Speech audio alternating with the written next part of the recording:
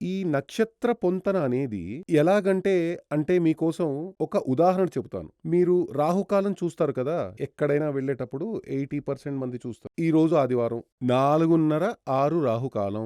Night కూడా 4:30, 6 రాహుకాలం. సోమవారం 7:30, 9 ఉదయం 7:30, 9 రాహుకాలం. ఈ 7:30, 9 రాహుకాలం అనేది సూర్యుడు 6 గంటలకి ఉదయిస్తే మాత్రమే బాగా గమనించండి. సూర్యుడు 6 గంటలకి ఉదయించినప్పుడు మాత్రమే ఆ రోజు 7:30, 9 రాహుకాలం. సూర్యుడు ఎప్పుడు 6 గంటలకే ఉదయిస్తున్నాడా? మీరు రోజువారీ పంచాంగం ఇలా చూస్తారే, రోజు చించేసి క్యాలెండర్‌లో డైలీ చాలా మంది ఇళ్లలో మీరు చూస్తూ ఉంటారు కదా!